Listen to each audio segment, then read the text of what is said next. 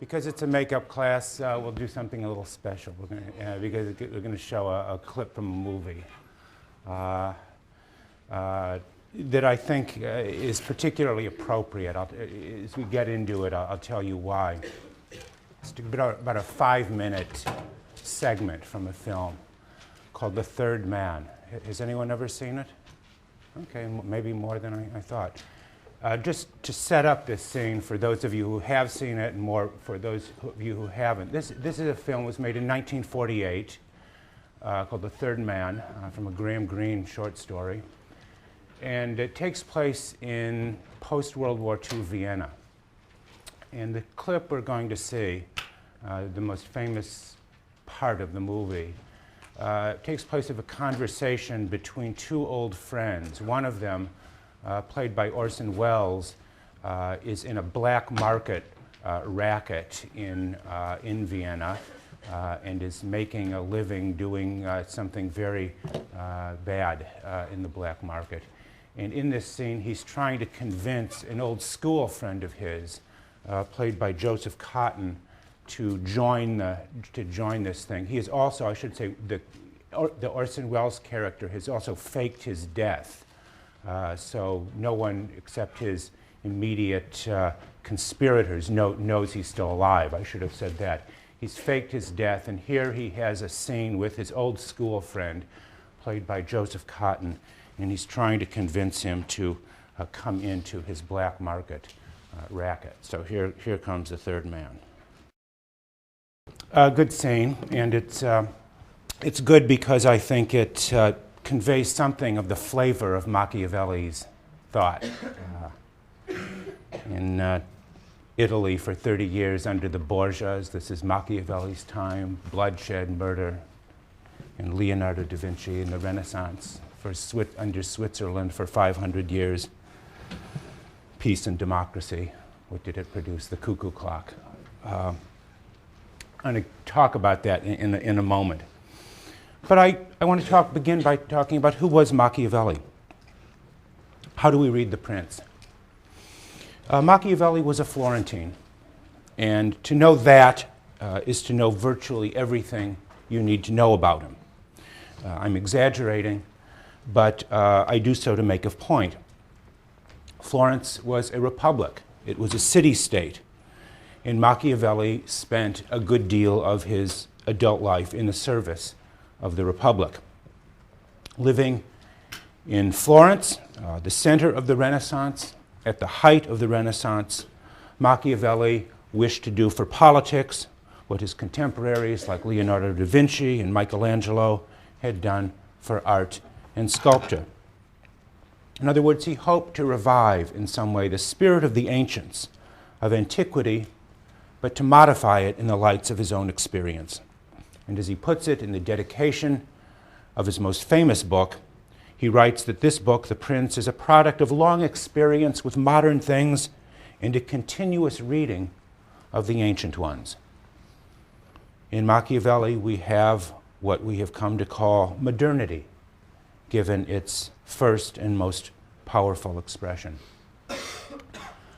But Machiavelli was not an ordinary Florentine. He grew up under the rule of the Medici, that is to say, the first family of Florence, and lived to see them deposed by a Dominican friar by the name of Savonarola. Savonarola attempted to impose a kind of theocracy in Florence, a sort of Christian republic of virtue, but the Florentines, being what they were, rejected this idea, and the rule of Savonarola was short-lived. And in its place, a republic was reestablished, where Machiavelli occupied the office of secretary to the Second Chancery, a kind of diplomatic post, which he held for 14 years, from 1498 to 1512. And after the fall of the Republic and the return of the Medici to princely rule there, Machiavelli was exiled from the city, from politics, to a small estate that he owned on the outskirts of the city. And you can visit it today. And it was here, from a place of political exile that he wrote his major works, The Prince, the Discourses on Livy, and The Art of War. And it was from here also that he wrote voluminous letters to friends seeking knowledge about politics. Machiavelli was a kind of political junkie, you could say, and happenings in Italy and elsewhere. And in one of these letters, a famous letter to his friend, a man named Francesco Vittori, he describes how he came to write his most famous book. And I want to read a passage from that letter. And it is also, I should say, on the basis of this letter, which is why I ask people from time to time to remove their caps in the classroom, from the house of study. This is the way Machiavelli approached study. When evening comes, he writes, I return to my house and go to my study. At the door, I take off my clothes of the day covered with muck and dirt, and I put on my regal and courtly garments. And decently reclothed, I enter the ancient courts of ancient men, where received by them lovingly, I feed on the food that alone is mine and that I was born for. There I am not ashamed to speak with them and to ask them the reasons for their actions, and they in their humanity reply to me. And for the space of 4 hours every night I feel no boredom, I forget every pain, I do not fear poverty, and death does not frighten me. I deliver myself entirely unto them. And because Dante says that to have understood without retention does not make knowledge, I have noted what capital I have made from their conversations and have composed a little work on principalities, where I delve as deeply as I can into reflections on this subject, debating what a principality is, of what kinds they are, how they are acquired, how they are maintained, and why they are lost. So there Machiavelli gives us a sense of the seriousness with which he approached his subject, how he studied, and what it was he came to write. Let me just say from the beginning, The Prince is a deceptive book. What else would we expect from the name of a man that has become synonymous with deception? It is a work, The Prince, that everybody has heard of, perhaps has some preconception about. I was checking the web yesterday and I found a new book about Machiavelli, which none of these ever fail to surprise me. This one is called The Suit, a Machiavellian guide to men's fashion. Check it out. Who knows? Machiavelli's name is everywhere. It is applied to everything from corporate executives now to men's fashion. Everybody knows or thinks they know what his work is about. His name, again, is synonymous with deception, treachery, cunning, deceit. Just look at the cover of your book. Look at his face. Look at his smile. Really more of a smirk. He seems to be saying, I know something you don't know. The difficulty with reading Machiavelli today is that we all think we already know what he knows, and that is false. Machiavelli was a revolutionary. In the preface to his largest book, The Discourses on Livy, he compares himself to Christopher Columbus for his discovery of what he calls new modes and orders. What Columbus had done for geography, Machiavelli claims he will do for politics. That is to say, discover an entirely new continent, a new world, so to speak, the new world of Machiavelli. Machiavelli's new world, his new modes and orders, will require clearly a displacement of the earlier one, of the previous one. When Machiavelli wrote, of course, the dominant form of political organization was the empire, or to speak more precisely, the Christian empire. The Holy Roman Empire, as it was known in the time of Machiavelli, was the successor to the ancient Roman state, the older Roman Empire. Both of these empires had aspired to a kind of universality. And this universality was given expression in Dante's famous treatise, De Monarchia, of monarchy, that set out a model for a universal Christian state based on the unity and oneness of the human race under a Christian ruler. Machiavelli rejected this idea of the empire and harked back instead to the model of Republican Rome. And there is much in his writing that recalls the sort of extraordinary virtues and capacities of the citizens of the ancient Republican city-state. But you might say, just as Machiavelli broke with the dominant model of Christian universalism, so too did he reject the ancient model of the small, autonomous Republican state. He makes this clear in a famous passage at the beginning of chapter 15 of The Prince, and I just want to read that passage as well. Here Machiavelli says, I depart from the orders of others. I depart from their modes, he says. But since it is my intent to write something useful to whoever understands it, it has appeared to me more fitting to go directly to the effectual truth of things than to the imagination of it. And many have imagined, one thinks here of Plato perhaps, but also to Christianity, many have imagined republics and principalities that have never been seen or known to exist in truth.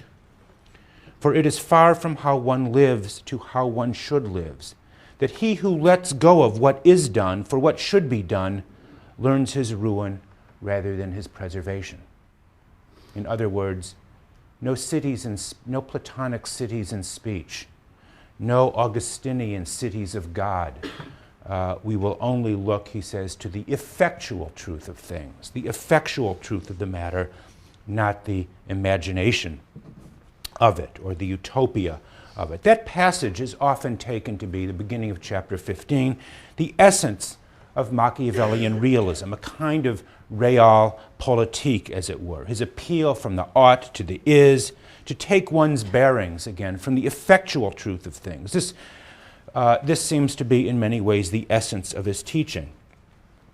To be sure, Machiavelli focuses on key aspects of political reality, which are often ignored by thinkers like Plato and Aristotle. Murders, conspiracies, coup d'etat, these are the kinds of political phenomena he is interested. He seems to be more interested in the evils that human beings do than the goods to which they aspire. You might even say that Machiavelli takes delight in demonstrating, much to our chagrin, the space between our lofty intentions and the actual consequences of our deeds. And yet, it would seem to me there is more to Machiavelli than the term realism connotes, although that is certainly important. In this passage, Machiavelli announces his break, indeed his repudiation of all those who have come before, all those who have come before. He both replaces and yet reconfigures, according to his own lights, elements from both the Christian Empire and the Roman Republic to create a new form of political organization, distinctly his own, what we might call today the modern state. Machiavelli is the founder, the discoverer, the inventor of the modern state. This modern, secular, sovereign state was refined and developed in the decades and centuries after Machiavelli in the writing of Hobbes, of Locke, of Rousseau, to say nothing of contemporary 20th century writers from both the right and the left, Max Weber, Carl Schmitt, to a man, an Italian philosopher named Antonio Gramsci, who was the author of a book, interestingly, called The Modern Prince, based on Machiavelli himself. Machiavelli's state itself has universalist ambitions in many ways, much like its Christian and Roman predecessors. But this is a state, he believes, that has now been liberated, or at least emancipated from Christian and classical conceptions of virtue. The management of affairs is left to those people who he calls princes, which, as the Machiavellian usage designates, a new kind of political founder or leader endowed with a new species of ambition, love of glory, and elements of prophetic authority that we might call charisma. But just what was the nature of the revolution contemplated by our founder, Machiavelli, the founder of modern political science? Consider just for a moment the title and dedication of the book. The Prince appears on its surface to be a most conventional work. It presents itself in the long tradition of what has come to be called the Mirror of Princes, books that give a kind of guide to the do's and don'ts of princely behavior. Fair enough. Seems to go back a long, long time. And the appearance of conventionality is supported by the opening words of the book.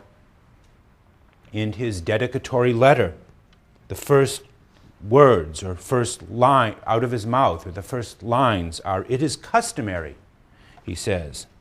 It is a work intended to ingratiate himself to Lorenzo de' Medici, the man to whom the work is dedicated, a customary prince, a traditional prince who has just regained his power. But look again. Consider the structure of the first 3 chapters. All states, all dominions that have held and do hold empire over men are either republics or principalities, he says in the opening sentence of chapter 1. Having distinguished two and only two kinds of regimes, republics and principalities, as the only ones worth mentioning, he goes on to distinguish 2 kinds of principalities. There are hereditary principalities, like those currently run by Lorenzo, which acquire their authority through tradition and bloodlines, hereditary bloodlines. And then he says there are new princes and new principalities. Machiavelli then asserts that his book will deal only with principalities, leaving, he says, the discussion of republics for elsewhere. One assumes his discourses on Livy, which he was already writing by this time. But then Machiavelli goes on to tell the reader that the exclusive subject of this book, the exclusive subject, will be the new prince. In other words, not Lorenzo at all, but precisely princes who have or will achieve their authority through their own guile, their own force, or their own virtù, to use the famous Machiavellian term that I want to talk about later. The true, in other words, recipient of this book must be necessarily the potential prince, that is to say, someone with sufficient political audacity to create their own authority, who has not simply received it from the past, but to create their own authority. Maybe one could even say Machiavelli's prince is in a way the first truly self-made man. So what then is the character of this new prince, and how does he differ from more conventional modes of princely or political authority? And in one of the most famous chapters of the book, chapter 6, entitled "Of New Principalities That Are Acquired Through One's Own Arms and Virtue," there's that word again, virtù, one's own arms and virtue, Machiavelli discusses the character of the modern prince, the new prince. "A prudent man," he writes, "should always enter upon the paths beaten by great men and imitate those who have been most excellent, so that if his own virtue does not reach that far, it at least is in the odor of it. We at least come within, you might say, sniffing distance of their greatness. One should do," he says, "what archers do when attempting to reach a distant target, namely, aim your bow high, knowing that the force of gravity will bring the arrow down. In other words, set your sights high, knowing you will probably fall short. So who are the greatest examples, he says, of princely rule that the prudent man, interesting choice of words, the prudent man should imitate?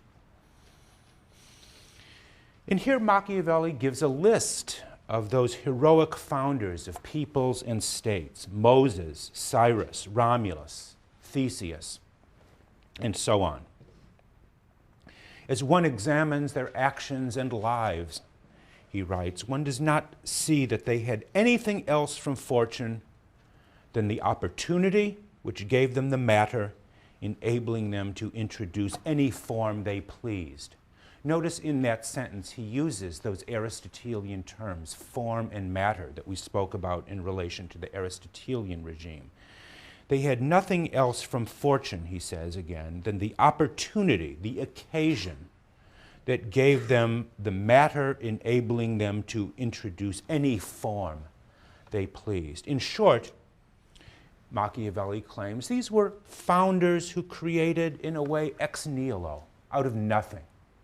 They only had the occasion and a kind of formless matter upon which they could adopt and impose any form they took. And they had, of course, the strength of mind as well as the audacity and cunning to take advantage of this situation. Such opportunities, he writes, such occasions made these men successful, and their excellent virtue enabled the opportunity to be recognized.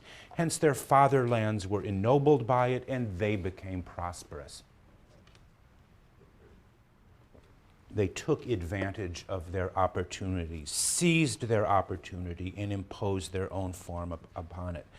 And it is here that Machiavelli introduces his famous distinction between armed and unarmed prophets.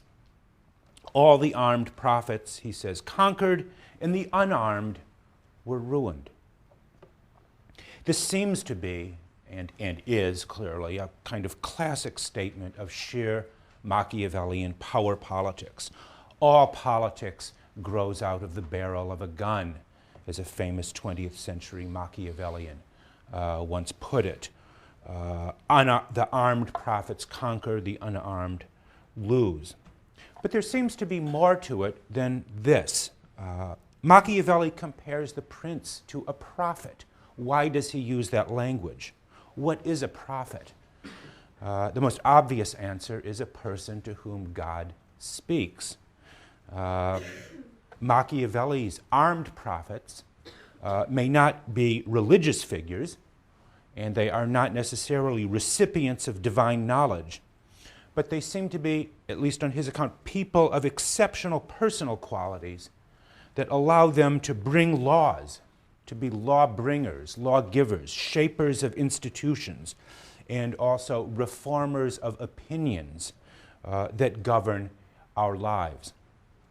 Machiavelli's armed prophet is more than just a gangster, like Orson Welles in that part. He is a teacher and a kind of educator as well.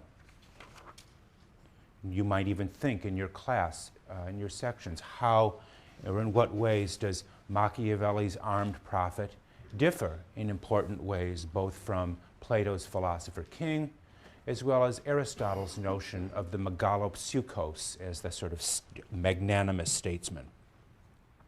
Although this kind of talk about armed prophets always win is characteristic of Machiavelli, he likes this kind of tough talk. He clearly recognizes that there are clear exceptions to his rule about armed prophets. Who comes to mind most vividly? Who, in other words, is not present in Machiavelli's list of great prophets that one should imitate? Yes. Most obvious, perhaps, certainly to his contemporaries, Jesus, who triumphed through words and teaching alone. He had no troops, he had no arms. He established a religion, first a sect, you might say, then a religion, then eventually an empire, the Holy Roman Empire that was established in the name of that teaching. Words may well be a powerful weapon, as powerful as a gun. And then you might say, what is Machiavelli himself? What is the teaching of, who is Machiavelli but an archetypal, unarmed prophet? He has no troops, he has no territory, he controls no real estate. He's been banished, yet he is clearly attempting to conquer, comparing himself to Columbus, to conquer in large part through the transformation of our understanding of good and evil, of virtue and vice. In order, in other words, to make people obey you, you must first make them believe you. Machiavelli's prophetic prince, in other words, must have some of the qualities of a philosopher as well as a religious reformer, trying to reshape and remold human opinion, especially opinion over, as we say, good and evil, just and unjust. What does this reformation, so to speak, or transformation consist of? We might even call this Machiavelli in the garden of good and evil, midnight in the garden of good and evil for Machiavelli.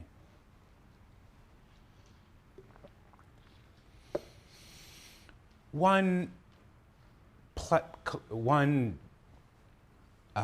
point often attributed about Machiavelli is that he introduced a new kind of immoralism into politics.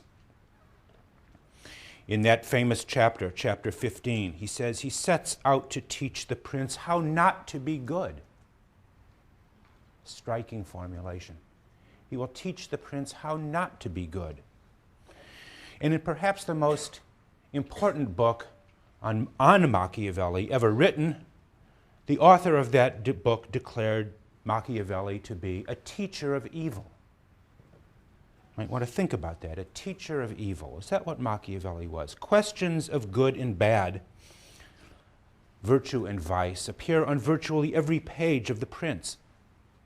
He is not simply a teacher of political pragmatism, of how to adjust means to fit the ends. He seems to be offering nothing short of a comprehensive revolution, transformation, if you want to use the Nietzschean language, transvaluation of our most basic vocabulary about good and evil. Machiavelli doesn't reject the idea of the good, rather he redefines it. He's continually speaking, and in fact I would suggest on virtually every page of the book, he's continually speaking the language of virtue, his word virtu, which a word that retains the Latin root for the word man, vir, man, and virtu, a word that is perhaps best translated or by our word manliness. What distinguishes Machiavelli's use of this language of virtu, manliness, is that he seeks to locate it in certain extreme situations, such as political foundings, changes of regimes, wars, both of domestic and foreign kinds. What distinguishes Machiavelli from his predecessors, in many ways, is his attempt to take the extraordinary situation, the extreme situation, again, the extremes of political founding, conspiracies, wars, coups, it takes them as the normal situation and then makes morality fit that extreme.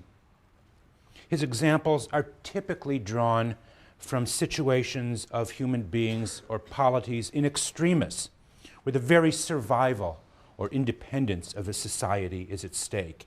In those situations, you might say, and only in those situations, is it permissible to violate the precepts of ordinary morality. In those situations, one must learn, as he says, how not to be good, to have to violate the conventions and canons of ordinary morality. Machiavelli takes his bearings from these extreme states of emergency and in his own way seeks to normalize them, to present them as the normal condition of politics. Machiavelli's preference for these extreme situations expresses his belief that only in moments of great crisis, where the very existence of a state is at risk, does human nature truly reveal itself. do we finally or fully understand what people are, only in the most extreme situations. The paradox that might say runs throughout all of Machiavelli's morality is that the very possibility of virtue grows out of, and in fact is even dependent upon, the context of chaos, violence, and disorder that always threatens political world. Think of it. I mean, think of many of our great political models or heroes. What would the Duke of Marlborough have been without Louis XIV? What would Washington have been without George III? What would Lincoln have been without the slave interest? What would Churchill have been without Hitler? In other words, his point is that good is only possible because of the prior existence of bad. Good is founded upon evil. And even the greatest goods, the founding and preservation of cities, often require murder. What was Romulus's murder of Remus, or Cain's murder of Abel, but a kind of murder that at the basis of the founding of cities and civilizations? One thinks in a way of Wells's line in The Third Man when he looks down, from above and says, if I gave you 20,000 pounds for every dot that stopped moving, would you really tell me to keep my money? Requires, for Machiavelli, the founding of regimes requires that kind of cold and cruel calculation. Of course, it's being used in the movie just to support a criminal enterprise, not the founding of a city, and we might investigate that as well. But Machiavelli does not deny that in ordinary times, in what we might call times of normal politics, the ordinary rules of justice prevail. He also shows, however, that normal politics is itself dependent upon extraordinary politics, periods of crisis, anarchy, instability, revolution, where the normal rules of the game are suspended. It is in these times, you might say, when individuals of extraordinary virtue and capacity, prophetic qualities, as he calls it in chapter 6, are most likely to emerge.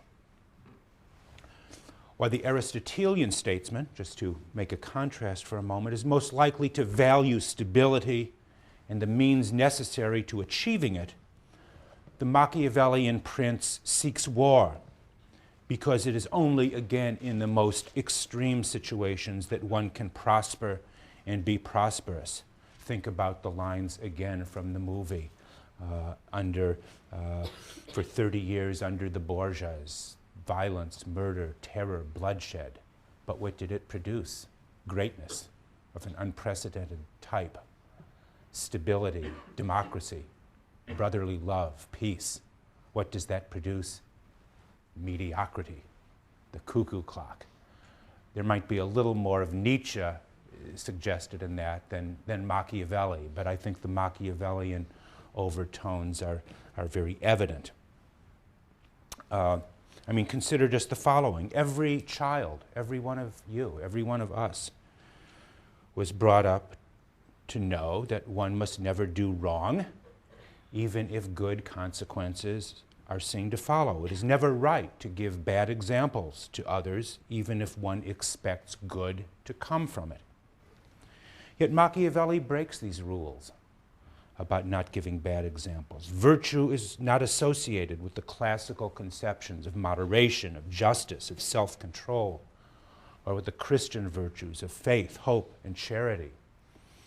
Virtue means for him a kind of manly self-assertion, audacity, ruthlessness, a reliance on one's own arms, and calculated use of cruelty to achieve one's ends.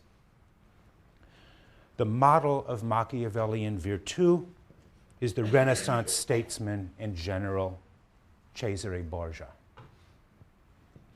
And it's very interesting that Orson Welles made a movie, not so often seen today, about Cesare Borgia. I want to leave you with reading one passage from The Prince, chapter 7, in which Machiavelli illustrates the kind of virtù Cesare represented and that he wants to recommend for those who follow him. Once the Duke, that's Cesare himself, once the Duke had taken over the Romagna, an area outside of Florence, he found it had been commanded by impotent lords who had been readier to despoil their subjects than to correct them, and had given their subjects matter for disunion, not union. So Cesare put there, he says, Messer Ramiro di Orco, a cruel and ready man to whom he gave the fullest power. So Cesare set up as a lieutenant of his to impose order on this area, and to whom he delegated the fullest responsibility. In short time, he goes on, Ramiro reduced it to peace and unity with the very greatest reputation for himself. Then the Duke judged that such excessive authority was not necessary because he feared it might become hateful, and he set up a sort of civil court in the middle of the province with the most excellent president where each city had its advocate. And because he knew that the past rigors had generated some hatred for Ramiro, to purge the spirits of that people and to gain them entirely to himself, he wishes to show that if any cruelty had been committed, this had not come from him, from Cesare, but from the harsh nature of his minister. And having seized this opportunity, get that language, seize the occasion, seize this opportunity, he had him placed one morning on the piazza in two pieces, with a piece of wood and a bloody knife beside him. He had him cut in two, the bloody knife and a piece of wood beside him. The ferocity of this spectacle, Machiavelli concludes, left the people at once satisfied and stupefied. And that, of course, is Machiavelli's virtù, princely virtue. What you do to leave the people satisfied and stupefied. What we might call today shock and awe. Okay, next week we'll continue this learned man.